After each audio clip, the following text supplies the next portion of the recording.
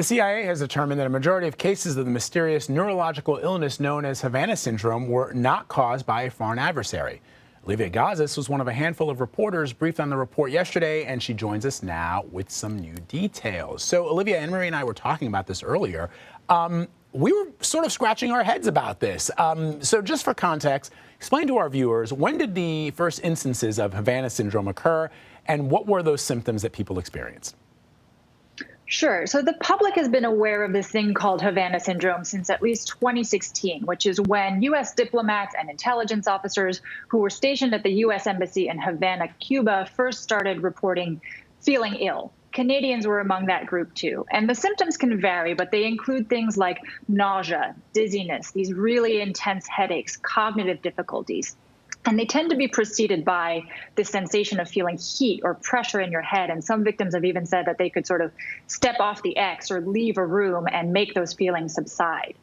So the mystery of those symptoms was unexplained for a while, but they didn't garner a ton of attention until more started being reported. So in 2018, there was a spate of cases in China. And then over the past year, we've seen them be reported in Serbia, Colombia, Austria, Vietnam, India, including some cases here on U.S. soil that have been reported.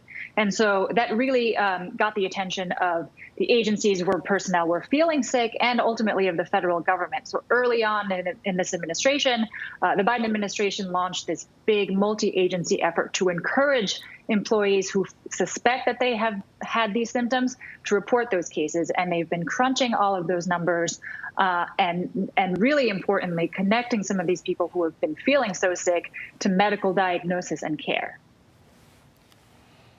Okay, so that's interesting because I think sort of early on, and you can verify my faulty memory, the State Department had looked into it, and that's when we first started hearing this hypothesis of sort of this is like invisible energy weapon or something like that. And so the call goes out, if anyone has any of these symptoms, we want to hear about it. And the CIA does a more formal report. Is that what we're seeing the results of? Yeah, so there's a lot of nuances in this interim report, and it's very much worth parsing because I know there's a lot of confusion around this.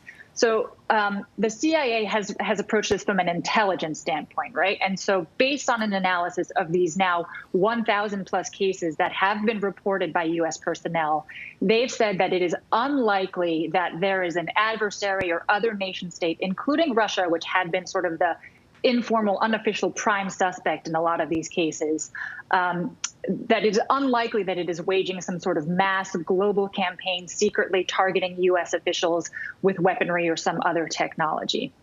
In the majority of these 1,000 cases that have been reported, there are alternative explanations, other medical, pre-existing medical conditions, environmental factors attributable to something else. In a smaller subset of those, they're not explained, but are not going to be, for one reason or another, an area of continued focus, at least for the intelligence community. And then there is this small subset of roughly 24 cases that the CIA is now saying they are going to intensively focus on because there's something about those cases that that they can't understand. They can't attribute to another medical condition or environmental factor. And they also, very importantly, can't rule out that there is a foreign adversary or weapon at play. And so while the Russians might be feeling some sense of vindication, hearing that this mass campaign is unlikely from their perspective, they're not entirely off the hook because intelligence agencies have not ruled out sort of one-off or opportunistic attacks among the officials who have reported these symptoms in these 24 cases. The door is still open there. Right. So what about the dozen or so unexplained cases? What's up with those? Right. So we don't know a ton about them. All that we know from the officials who briefed us yesterday is that they affect CIA personnel and U.S. officials from other government agencies. We don't know when they happened, and we don't know where they happened. But the officials that we spoke with yesterday said that they're posing a real challenge, partly because there's sort of no commonalities among them. It's not as though all of these people worked Russia issues, had a common portfolio, or that they all traveled to the same place, or that they all ate the same food. There's just no pattern to the data that they can detect in these 24 cases.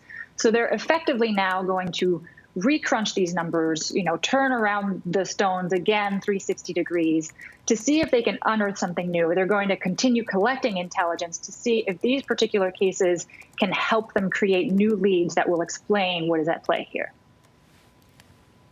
Now, some of these people have described some pretty debilitating symptoms that in some cases even linger after they've left the location where they've been working for the State Department.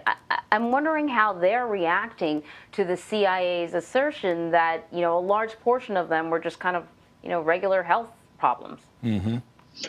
Yeah, I mean, look, this is a really tough and emotional and highly personal issue for a lot of these people who have been struggling with, in some cases, really debilitating symptoms and have felt really misunderstood and maligned for a long time. They worry, frankly, that, they're perceived as off or as, wanting money from the government or something. But they're really struggling in a lot of cases, again, with serious health issues that have struck them under what they believe are very mysterious circumstances.